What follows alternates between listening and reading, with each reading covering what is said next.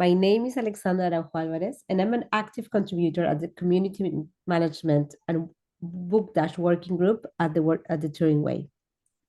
I'll be kicking off this session to tell you a little bit more about this call before passing the mic to my fantastic friend, Malvika, who I miss deeply, my colleague and co-founder of this project, to take it away for this August 2025 Fireside Chat. A few words about the Turing Way. It is an open source, open collaboration, and community-developed handbook on data science. Our goal is to make reproducible, ethical, and collaborative data science possible, and to make it both accessible and comprehensible for everyone. While I am kicking off the session today, I'm part of a wider team that includes many of you here, Malvika, Ariel, Kirsty, Emma, and others, many of which are here and represent the wider and international community of researchers who have created this shared resource. They themselves bring perspective of their fields, countries, backgrounds, and lived experiences. This Fireside Chat series itself has been an effort towards creating a space across the open science communities and indeed the wider open ecosystems where people can gather and exchange concerns, explore challenges, and share different practices that work in their context to build allyship and understand each other's work and perspective just a little bit better. Malvika will tell you more about this, but throughout 2025, we're hosting a special series of Fireside Chat about various topics related to governance. With this being said, I'm really excited about this month's topic, as I said, exploring distributed, collaborative, and decentralized governance models in the participatory research. A few housekeeping things before we get started. Please note that we have shared a Framapad. I think Ariel is sharing it right now to facilitate written note taken and invite ideas from you. Please feel free to add questions, notes, and also use the chat, and we'll make sure to post them to be used afterwards. We have a code of conduct that applies to these events to ensure accessibility and respectful collaboration. For any concerns, reporting of an incident that makes you feel uncomfortable at this call or further ideas to improve accessibility, please email us at theturingway@gmail.com. I'm going to put the email later on. You can directly reach out to me or Malvika by emailing us privately. The information will also be accessible in the Framapad.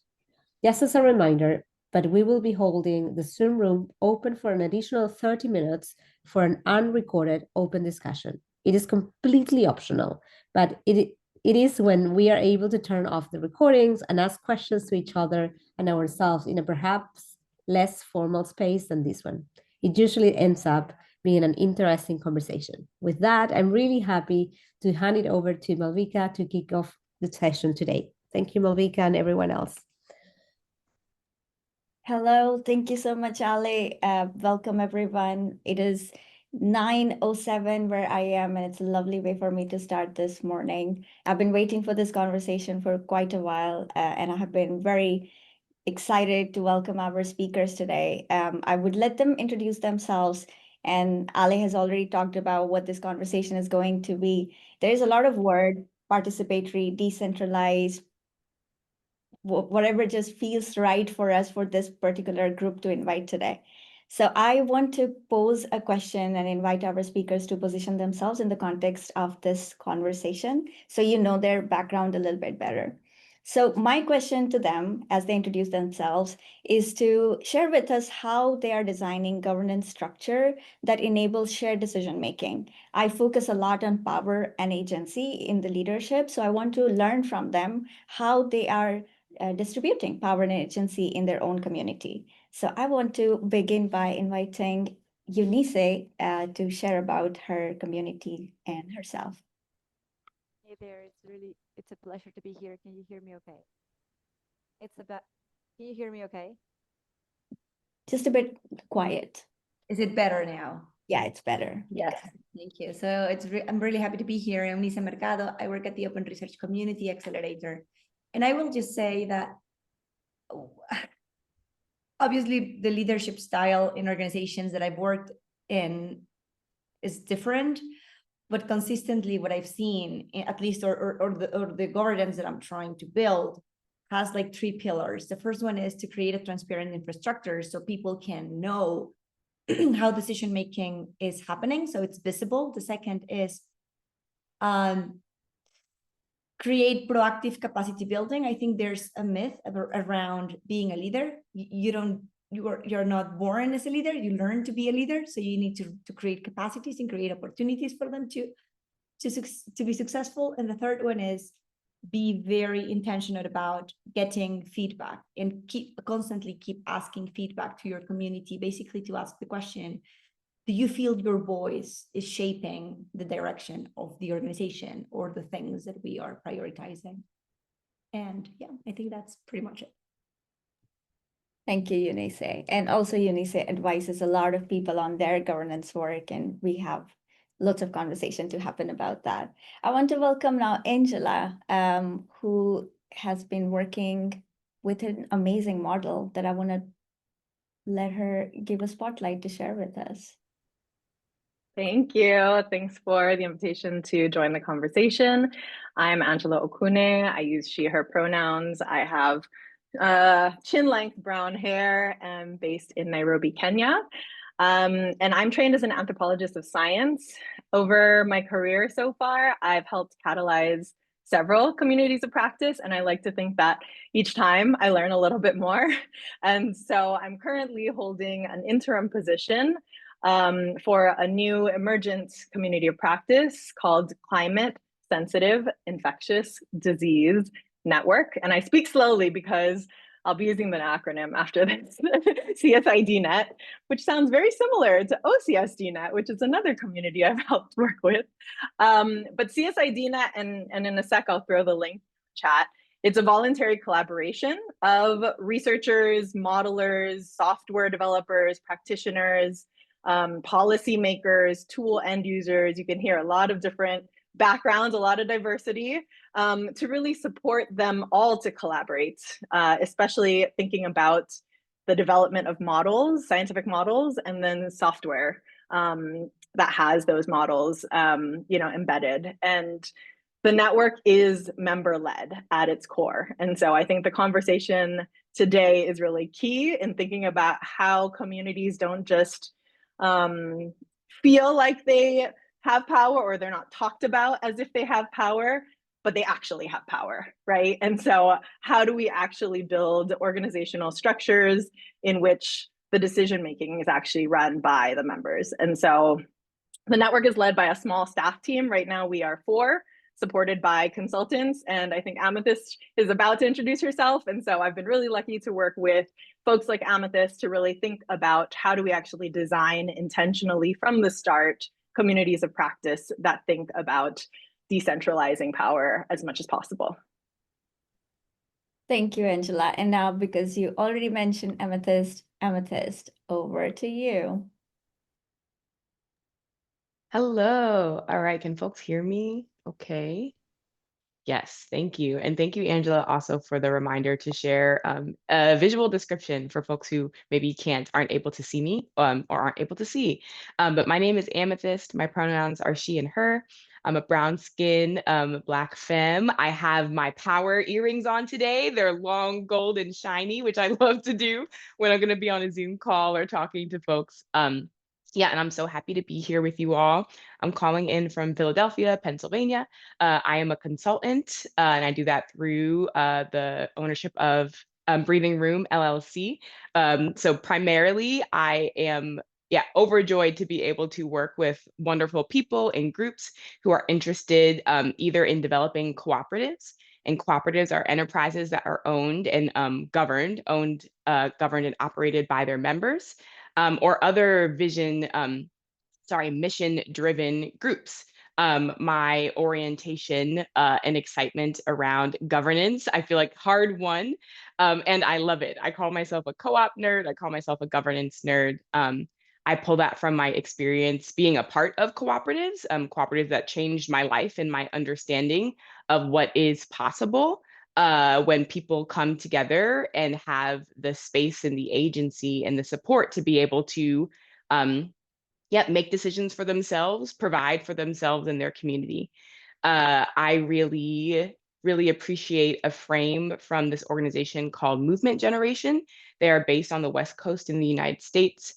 and they had this framework called the Just Transition Framework, and it is their map or sort of, map pathway explanation for their theory of change from what it would take to go from our current extractive economy to a regenerative economy. And one of their principles that really moved me when I first heard about it is that if we aren't prepared to govern, we aren't prepared to win. And I really hold that at the core for me. Governance is not, I think, just something nice or passive. It can be an opportunity to practice what it takes to allocate resources, make decisions, respond to conflict and harm in a way that moves us closer to the kinds of relationships we'd like to have with each other, and hopefully also with our planet. So that's sort of what I hold core, is that governance is an opportunity to practice, and a really important opportunity.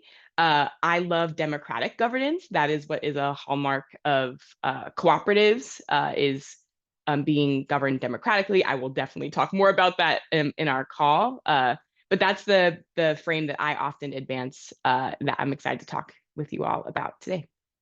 Thank you, Amethyst. Amethyst was saying to me that, oh, I'm not from tech. I'm like, it's so great that you're not, because we need to learn from you in tech. So I'm so glad to have you here. So we're going from breathing room to engine room, and I invite Denisse to please introduce herself.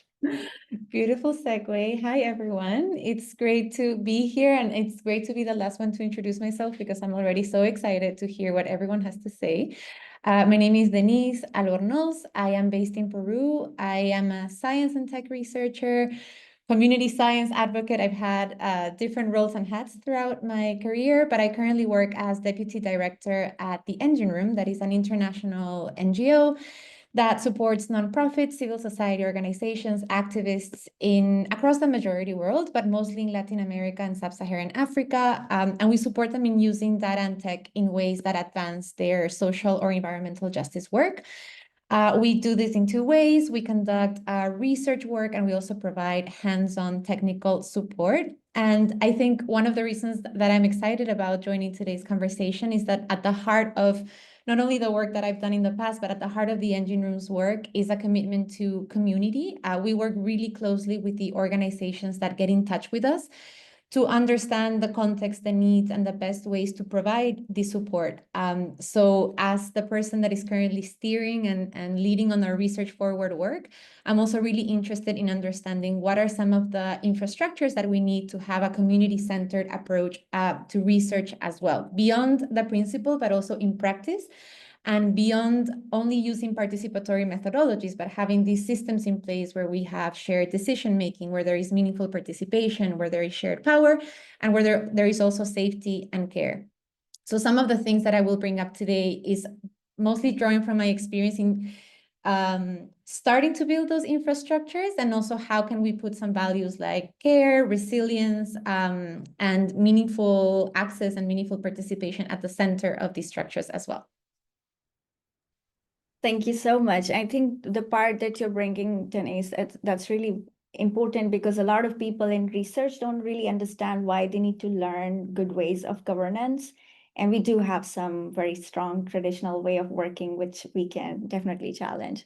So I also want to quickly give shout out to all of you all who are joining us today. Most of the name I recognize, and you all are doing so much governance work in your own space. And there are a few names that I don't recognize, so welcome. I have structured our conversation into two themes, and we will meander a little bit in those conversations, but we want to focus mostly on the idea of what I call braver leadership. And I think I call braver leadership the decentralization part of it, because it's really scary to give away power. So from that place, I want to bring this conversation to our first theme, braver leadership. So what are some hidden barriers and assumptions that prevents people from stepping into leadership? And what can existing leaders do to actively cultivate others' leadership skill in the space that they are in? And that's a question I'm going to ask to Eunice. Thank you, Malvika. And that's a really nice question. I really appreciate how you are asking it, because throughout my career, I've worked with particularly minorities or underrepresented groups either in academia or in the communities that I've been organizing. And I think because I have consistently seen this myth around the natural born leader. So we think, or we believe, that being a brave leader, or that's something that it's going to be innate, that people is going to be born with it. The truth is that it's more, that usually it's something that can be learned. So one of the things that I've seen is that in organizations that are open to have this conversation about like not keeping the power as gatekeepers, but actually like sharing it with others, they are very intentional in creating spaces for them to learn. Like things that we have put in place in the past in other organizations is to practice apprenticeships or shadowing. Basically, instead of delegating from one day to another, someone to do something, like now you're going to be the treasurer, or now you're going to be the chair, we create spaces for them to start getting familiar with those activities and those tasks. And that is going to immediately create small, but very impactful leadership opportunities so they can actually learn. Like most of us, at least I would say that I don't think I was born a leader. I happen to be, and I learned by doing. So if we create those spaces for them to start testing, and also to create the place in the safe space for them to be imperfect, I think we are being very intentional in creating, or to putting everyone in the community in a position to lead. So I think those organizations that are more authoritarian, they see power like something they have to gatekeep. So instead of being the gatekeeper, I think I would like to think about all the community members as people that can use power, they can learn to use it, but also I see myself as an architect that basically creates the spaces or creates the environment where leadership can be learned by anybody and practiced and mastered by anybody in the organization. So that to me have been like the consistent barriers that I've seen and how I've tried to work around them. Thank you for that, Eunice. It's very clear that the space that you're working in, that really comes up, and you're also working now with people in spaces where funding is scarce, and then you bring them in, you're also creating space for upskilling them. So I really appreciate the work that you and folks in ORCA are doing. Well, Amethyst, what's your response to that? Yeah, my first response is a big +1 to everything that Eunice shared. I'm glad that I'm going after, because I completely agree. And I'll say I'm focusing my thoughts here really on groups who are approaching leadership and shared power from a genuine place. I think there's a whole different set of strategies if we're talking about like truly authoritarian people who are holding on to power with, like baby grip hands. So I'm not thinking about them. I'm thinking really about people who have a genuine intention, but are maybe struggling to share power.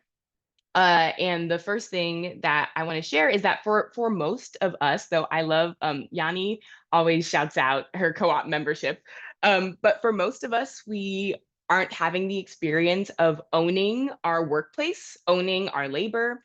Many of us who are renters don't have the experience of owning our household and being able to make decisions about where we live. And so I think one of the most persistent barriers is the fact that we don't have a culture where leadership and ownership and experience allocating resources and time is the norm. So most of us don't get to practice. And then we have that smaller group of people who do, who are given those rights either because of educational experience or perception about them being natural born leaders. And we know that often falls along race, class, gender lines. And so I always like to highlight that if we don't have the chance to practice, it's not super reasonable to expect everyone to succeed. And I really do, to build on what Eunice already shared, think about how important education and training is to people's ability to step in and take responsibility. I often see, again, in these groups where the intention is good, a decision to like, yes, well, let's open up and share power. And we're going to give this group of people who have had no experience ever doing this before a long laundry list of responsibilities. And when that inevitably doesn't pan out and isn't successful, that's then used as the reason to justify not sharing leadership or power again. And so I really like to highlight the importance of education and training, opportunities for people to be shadowing and apprenticing, being shared information transparently, I think is an easier place to start. And then intentionally cultivating, sharing, not just here's what we do in this committee or here's what my department does, but here's how it happens. And then creating, again, these small opportunities for people to take on a project, something that is maybe lower stakes, and being able to practice and get feedback and then move forward from there. I wanted to say one other thing that I'm sure that Angela will also talk about a little bit later. But this idea of feeling empowered versus being empowered. And I find so often the groups are like, we want everybody to feel like they're a part of our group and that we want everybody to feel like they're in charge. And often people don't feel that way because they know that they aren't. And so I think once we actually clear those barriers and start to share power and share leadership, not only is there the education and training that makes it possible for people to do those things, we're then dealing with sort of the ramifications of the lack of a culture of leadership and the reality about what many people, especially those along racialized, gender marginalized lines, that imposter syndrome that we feel when we are actually in a position of being empowered, where maybe, yes, I actually do have the ability to make these decisions, but I'm not used to it. It's new and it's scary. And for many people, they're sort of waiting for the rug to be pulled out from under them. They're waiting to hear that, like, actually, we gave you this power, but we don't really trust you with it. Or actually, we gave you this power, but we're not sure if you can do it. And so I think that last bit that I just wanted to mention is like the culture of becoming a leader or stepping into that and really believing it is an extra layer of work that needs attention. I would expect that people who have not been in power and not been in leadership are going to be hesitant once they actually have been given that power. And so just like another set of work to really be affirming people, reminding them that you do believe in their capacity, and continually providing resources so that they are actually successful. Check. That is so well said. I've been thinking, like, I have seen so many times really well-intentioned, really good leaders not making the time to put the trust in other people, or just to let people know or create that space to say, I trust you to do this, and I'm going to give you all the resources or support you need. And I've been like reflecting on this fact that there are some people in this community who are just so authentically themselves, full of joy, and they're amazing leaders, and they don't need to do much but be themselves. And I gain so much inspiration from them because I'm like, oh, this person trusts me to do this, and they never doubt that I can do this. And I think even though I didn't feel I was prepared, I felt like I had the opportunity to practice. So thank you for your responses. And that brings us to now, so how do we actually move away from that closed, exclusive leadership model and create a culture where giving up power and inviting new voices is expected and celebrated visibly? Angela. Yeah, well, just to kind of give some context, I think in general, I gravitate towards spaces that are very emergent. I love ideas. I love big sky brainstorms, things that are not yet established. So in some ways, that's a privilege because it means that you have that blank canvas to really start to dream and set up new structures. I think it's a little bit of a different ballgame when you're like coming into a heavily ossified space that is already saturated with a particular culture and hierarchy. I think it's a different strategies that you need, right? So I'm speaking from this perspective where often I am starting out empowered to make a lot of big structural decisions. And I think number one for me right now from day zero is planning for my exit. I think, as someone who is like coming in with a lot of the big decision-making power, to start from planning the exit. And I think that's really important because we shouldn't be holding the same powerful decision-making role for a long period of time. That is what I believe, if we actually want these to meaningfully be member-led, community-led spaces. So that's part of why the role I've been holding, and I'm holding until the close of this year, is an interim role. And that was designed from the beginning because it was a one-person team, but the plan was never for that. And the plan was always to build towards a hierarchical team, and to really try as much as possible to build in decision-making power within the team as a shared thing, and then also within the community. I think the other thing, kind of building off of that, is term limits, right? So empowering different bodies, but making sure that even those bodies also have term limits, especially if they are designed to be more powerful bodies. So to give specific examples, we have two committees within our network, that one is the governance committee and one is the advisory committee. And I would say maybe over the others, they have a little bit more power. And so these have become elected bodies that have term limits. And I think those are some of the ways you can also keep these kinds of bodies fresh. And of course, making sure there's handover, of course, making sure there's onboarding and offboarding, but to kind of keep things breathing and alive and make space.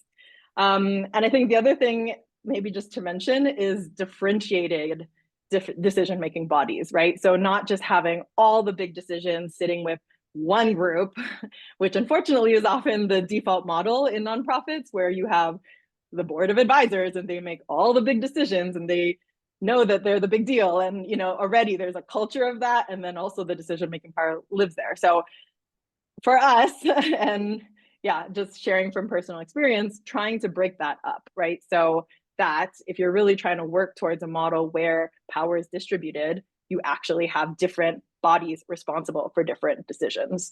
I think that also helps because it necessitates that they talk to each other and that they get different perspectives, and you really have more space, more room for different opinions and different representatives from lived experiences. So I'll stop there, but I'm excited because I think what's fun is not just going from the theory, but also to the practical. And that's where you kind of really see the values actually start to get put into practice.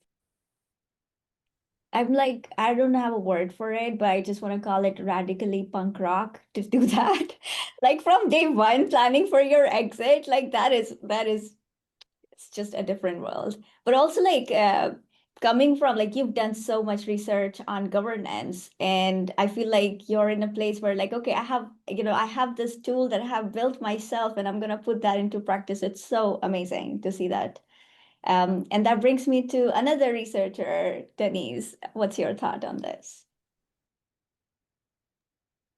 I'm just loving being in a group where everybody's thinking about the practical aspect as well, because it is so beautiful to think about the principles, but usually the harder part is to put it on paper or put it in practice. So bringing some thoughts from research or implementing a community-centered approach to research. As I mentioned earlier, of course, this can look like using participatory methods or co-creation methodologies as part of your research process. But I think that what we're really interested in, and this is something that I learned from Angela and the work that we did many years ago is more about what needs to happen so a partnership can be developed and leadership can be shared in such a way that, in our case, our community partners can also define or can lead on the definition of the terms of the research, and that we can really build those structures so we can make those decisions together.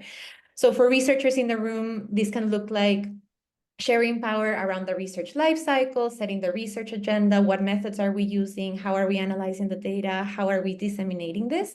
But it can also look like making decisions about how do we engage and how are we connecting? How do I voice my opinions and my ideas? How do I voice disagreements? And how do I feel safe in voicing disagreements and being in conflict and being in tension in a way that feels safe and that feels valued? So I think that we cannot really speak about community-centered research without speaking about how to set up these equitable partnerships and how to nurture these relationships and nurture that safety to also strengthen the efforts and the movements for justice that we're working towards, especially if you share the idea that research is not only a means for knowledge production, but it can also be a tool for organizing and for power building. So with that lens, both output and process matters in thinking about how can the process of research and the outputs can contribute towards redistributing power and building that power that we're talking about today. So some concrete actions that we've taken, going to the practical. The first one may not be super sexy, but I think it's just opening up a series of conversations. That's what we did with our community partners to understand what does a community-centered process look like from their positionality, their perspective, and also what has their experience been with participatory processes, both for them and for us. I think this opened up the possibility to speak about situations in which participation and just bringing people in has led to some harm as well, and how that could also be something that we need to anticipate. More participation and creating these more inclusive spaces can come with significant demands for emotionally, in terms of time, in terms of resources, in terms of skills. And a lot of the time when we start building these structures, a lot of the people carry that burden themselves. And I think those examples have already come up. So I think recognizing that upfront and just how are we going to minimize any potential harm that might come up through this process that we're learning how to work together and how to share this leadership can be really valuable in setting up those structures later on. And also a great reminder to not romanticize participatory processes or decontextualize them, and just kind of going straight into, let's speak about what the real experience has been like and how do we want to move forward. A second point that I would share would be that something that we're experimenting with is having frameworks for different types of engagements as well. Recognizing that for some of our partners, co-creation is the ideal, but from other partners, maybe it could be thoughtful consultation or learning how to collaborate together before we move into a process of co-creation. So having some flexibility in the different types of engagements that we can have, and most importantly, defining the terms of those engagements together. I think that's where we have seen the most powerful conversations, rather than having like a one-size-fits-all, this is a participatory process, going really deep into what does that look like for us and what conditions need to exist. And I think we're going to speak about this in the next session, the next question, but what conditions need to exist for this engagement to truly be safe, to be accessible, to be meaningful, to be fair as well for us in terms of compensation, in terms of what languages are we speaking, what technologies are we using to collaborate and to have these conversations and around the decisions that we're making. So that framework has been really, really useful for us. And maybe just one last point. I think that we've started to experiment with having more informal spaces to create cultures for unfinished ideas as well, for exploration and for curiosity. One of the ideas that it's been 2 years now that we're playing around with is having a deep dive week, in which there's a full week in which our whole team disconnects from email, from Slack, from all the messaging platforms, and we choose a theme and we just go and research, or not research, we just explore that theme and play with it, and we can do whatever feels good for us for a full week. But then when we come back re-energized with so many new ideas. And I think there's no pressure in having an output. It's just coming back with ideas that really creates the conditions for people to feel safer, to share an unfinished thought, to explore something new together. And that's what really brings those new ideas and new voices in, just kind of having that space to let the curiosity flourish as well. I'll stop there for now. I hope everyone else knows why you guys are here and talking about these topics. Like, it's just amazing to hear how you're implementing these theories, right? Like we talk about, as you were saying, we romanticize participation, but doing it so difficult. At the same time, you're also surfacing some of the things that, Eunice and Amethyst and Angela were talking about, that when you create space for others, you're expecting people to step in, and there is some level of emotional burden or time burden or whatever comes with it. So how do you balance that? Really love what you all are doing. So yes, that brings me to the second theme. And this theme is a little bit about authenticity, because we did talk about that we need to create these spaces, we need to bring in people, and we need to let people lead. But there's also this expectation that comes from allowing or creating space for people to lead, is that these people have to now become someone else. or learn something new, or go and read an MBA book, which is actually not what is required. So this is about how do we ensure that people can participate authentically, bringing the best of their own skills. So my first question in this part is, what is the right balance between formal and informal structure in governance, and how do we provide enough clarity without creating barriers or intimidating new contributors through over-professionalism? And I think you all will explain what this over-professionalism is also coming from. So Amethyst. Yeah, I'm glad. Again, Malvika, expertly coordinating and structuring things. I'm so glad to be picking up on this question after what Denisse just shared. But my big answer, my true belief is that there is not a one size fits all. Love to be the bearer of that particular bad news, but I think it's actually the most helpful thing. I think what a group needs is so dependent on who the people who make up that group are. Where are they coming from? What are their experiences? And so maybe I'll speak to sort of the two poles. What I often find, I'm often working with movement groups who are organizing towards liberation, folks who have experienced oppression and associate structure often with that oppression. And so often with these groups, what I experience is a desire for there not to be a lot of formal structure, for there not to be a lot of rules. And when there are a lot of rules, it feels oppressive. It feels like the same old thing. And what I'm often encountering on that side, that group that leads towards the informal, is something called the tyranny of structurelessness, which might be familiar to folks. It's an old articulation of a very real and persistent problem. That is, when things are too informal and not written down, not codified, it leads to confusion and burnout. It is very difficult to show up in a meeting, not know what your responsibilities are, not know what you're supposed to do. I didn't hear what that was, but not show up, not know what you're doing, and you can really lose people and burn out passionate people who have a lot to offer by holding spaces and building organizations that have no order, nowhere to channel. And so what I often like to do is represent that in sort of a channel, right? Where I'm like, we have all this wonderful skills, experience, and passion. It is irresponsible for us to not create a pathway for that to flow. And so sometimes it's using that frame instead, being able to use different language. And sometimes it's actually just like more accurate language rather than like code switching, but to say, okay, we've maybe in this group experienced a lot of oppression through this structure. What are we trying to do together?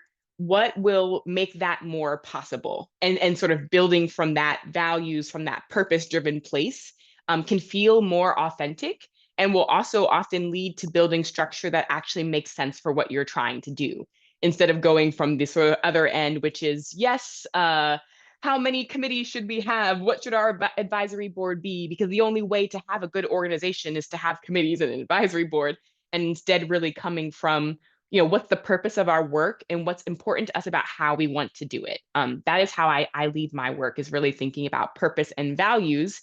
And from there, you have really clear directives for how you should be building and structuring. I want to be mindful of time. Look, I could talk about this for quite some time, but maybe that's the answer that I'll stick with for now. Check. No, thank you. Definitely, we would come back to this conversation in the unrecorded part too, because I really, really appreciate what you're talking about. And this idea that actually when you put it in words makes a lot of sense, that when you put over structure, that comes across non-inclusive to people who have been bitten by that system. Angela, your thoughts? Yeah, well, I think to start by saying there's no perfect right answer, right? And I think originally this was my question. So I don't know if I have the answer because it was my question. But I think that building off what Denisse said, like staying experimental is really key. And I say kind of like dancing our way to figure it out, dancing our way towards clarity on this, because I don't think you can lock hard and fast on one answer. And I think there is a need for structure. I think in our prep call with Malvika, you were saying something like, you know, at least the benefit of an agenda before a meeting, right? And I was like, yes, an agenda is important. But then there's the question, who makes the agenda? What roles are there? Who is filling out what should be the agenda? And, you know, how is that, again, how are those roles being distributed? Is that something that people just kind of grab for themselves? Or is it something that, you know, as a culture, as a norm, we say, this is a rotational thing.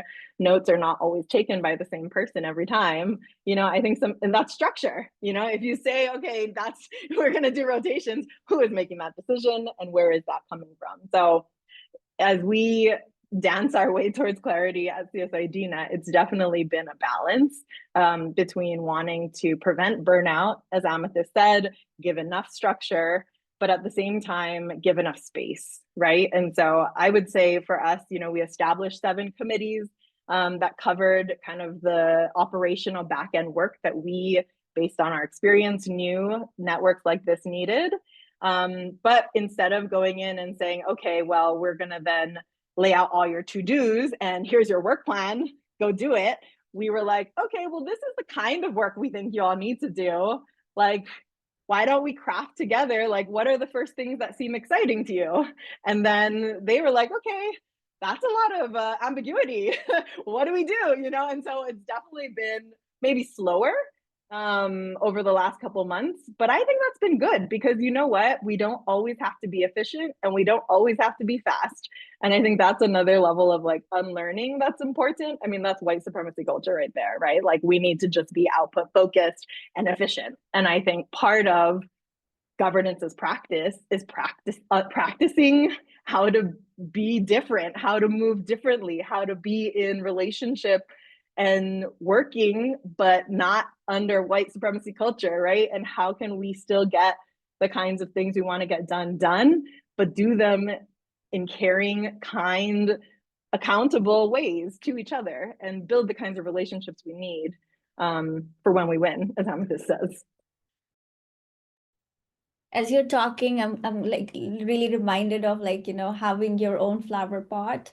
The structure is to show up and give it water when it needs it, put it in the sun, but the structure isn't to control where direction it's going to go or what color of flower it's going to bloom. So very, very appreciative of what you're doing. Also, like I remember being challenged by your decision one time where you're like, no, we're not going to put out a call because we don't have the money. I'm like, oh, are we allowed to not put out a call because people are expecting? It's like, who are these people expecting? So I think that is like, you know, even stepping back and asking, is this structure actually serving me and the community we work with and the experimental space?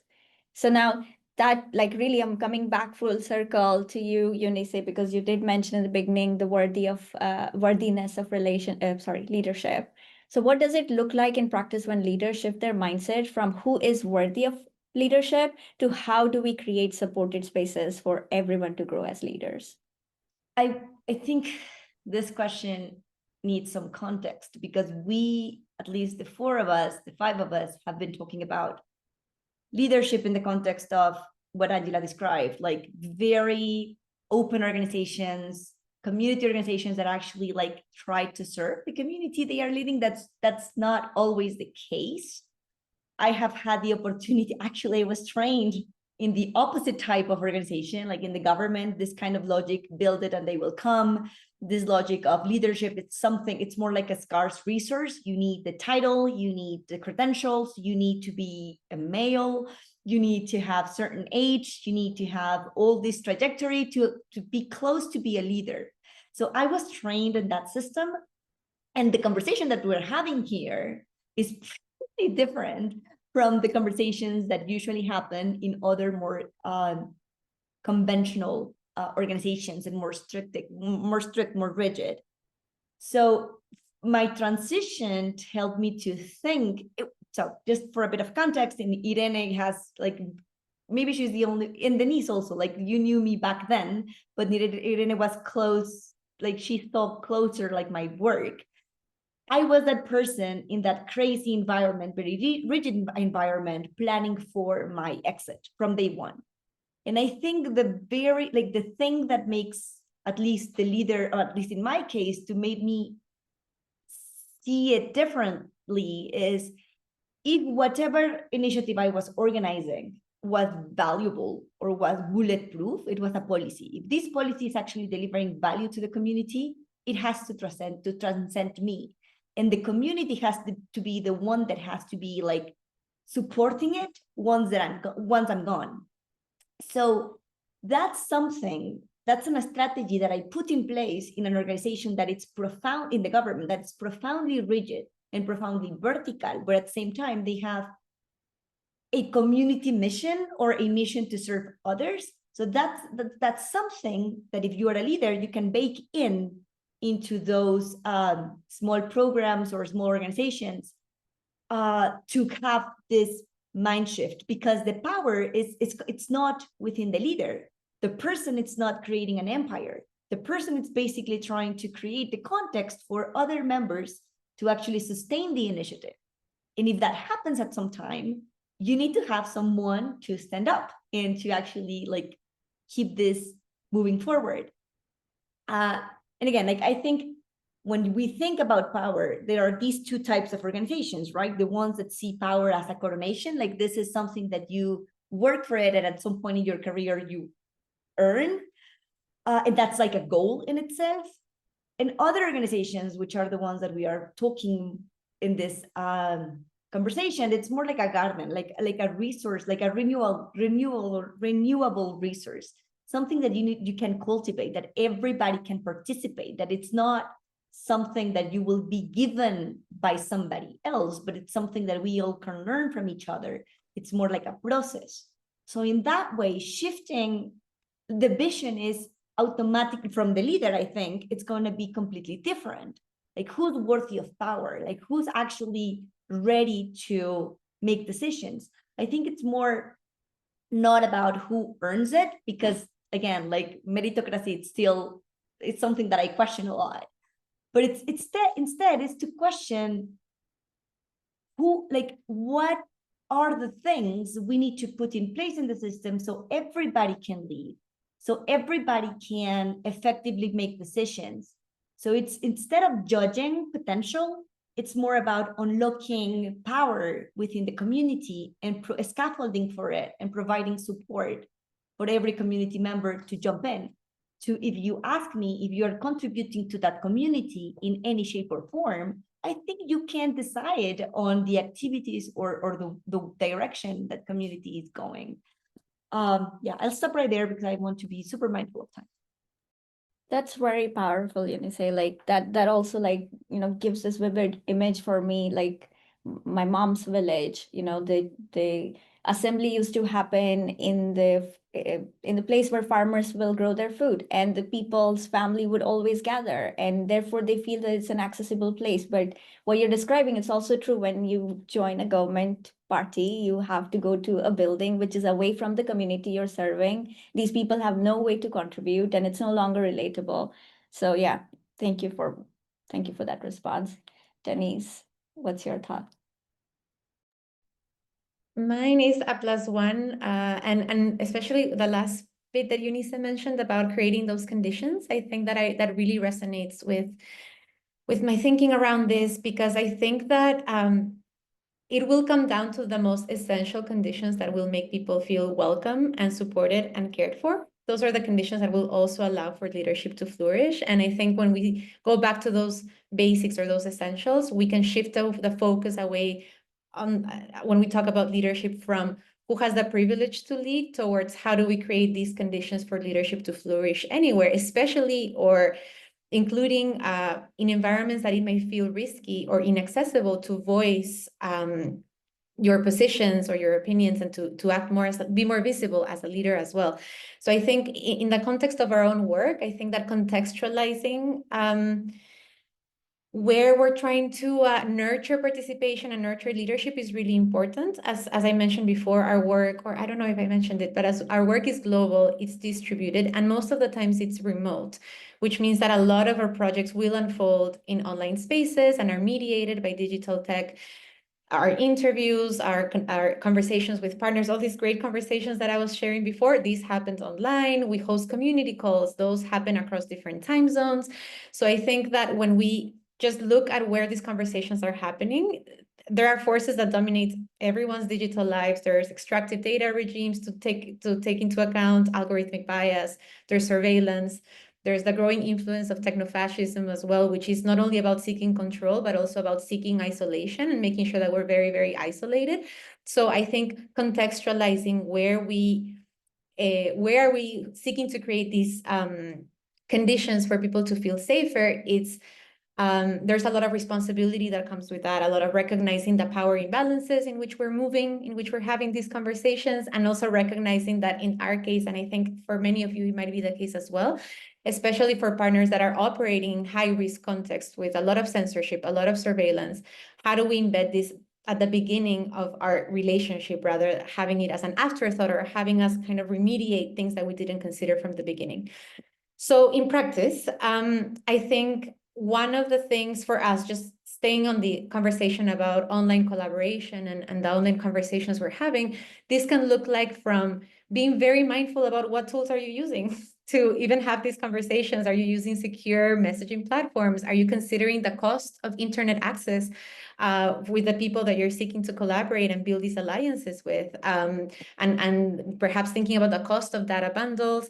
Are you making the space not only for multiple time zones, but also for multiple languages? I think that some of the work that we've been doing, and my colleague Gillian Williams has been leading on language justice, on not only having language as a means for accessibility, but just making sure that people can express themselves in their language of comfort and that they can express their humor and their personality. Going back to what Malvika was mentioning earlier about there's just like a genuine, the authenticity sometimes comes out different in different languages, speaking in my second language.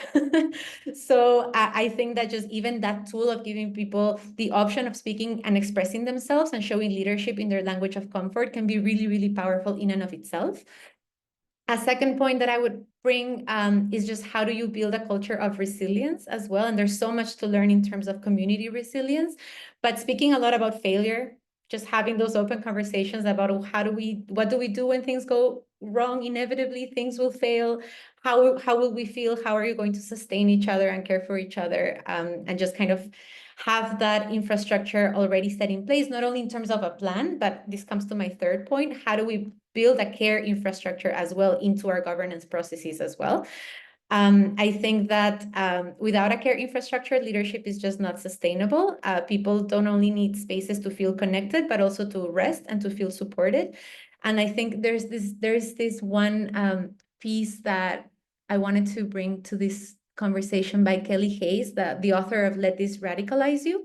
That is a book on reciprocal care and activism. And she emphasizes just the importance of having support groups, book clubs, discussion groups, grief groups, where we can just come together and learn together. And in her words, doing the messy work of being human together. And she describes this not only as something that is already countercultural in a world that is really pushing us to isolation, but it can also be very revolutionary around these questions about how do we share power. It can be, or it can start with setting up these spaces to just connect. So I'll leave it at that so we can have more questions and more discussion. There are lots of questions coming up. Thank you so much for sharing that reference. I have not read it and I would love to read it. It also, like, I have been also reevaluating a lot that, what do we call success in the current world and how there's so much pressure to have like that standard KPI.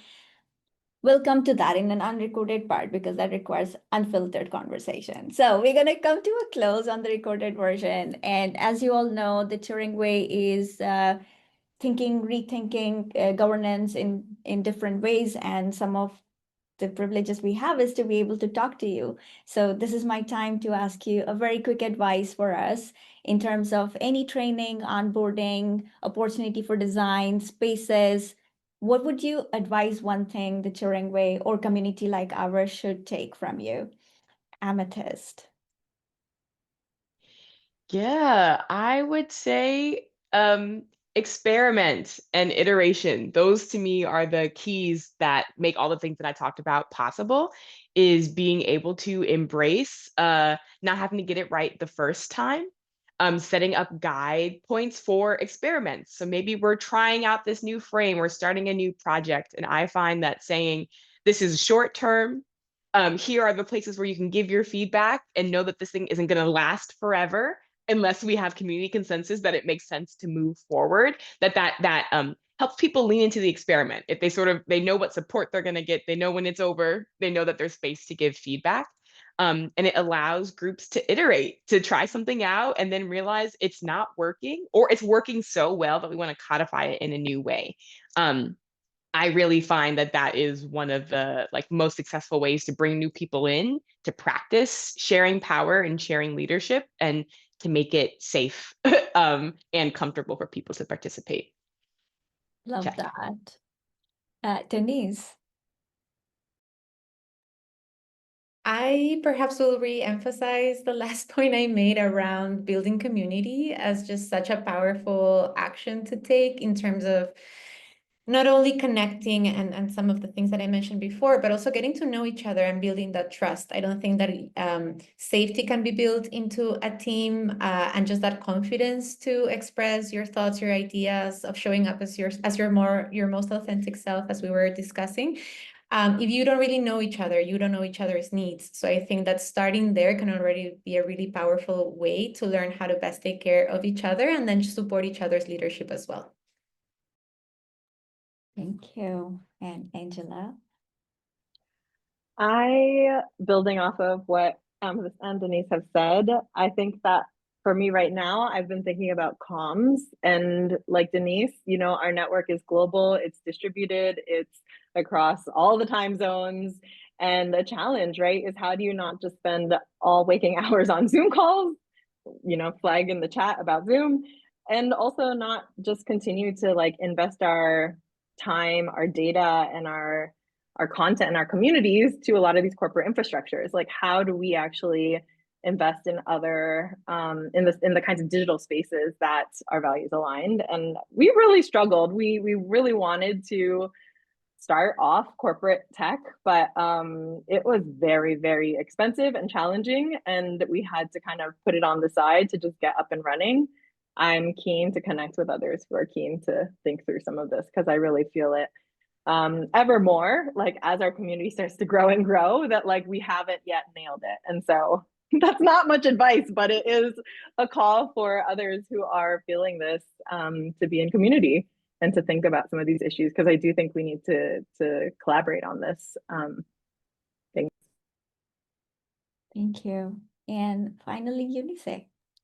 I think something that I've consistently seen that works is to demystify leadership. So if you can break leadership into a small, concrete tasks, it'll be easier for others to replicate.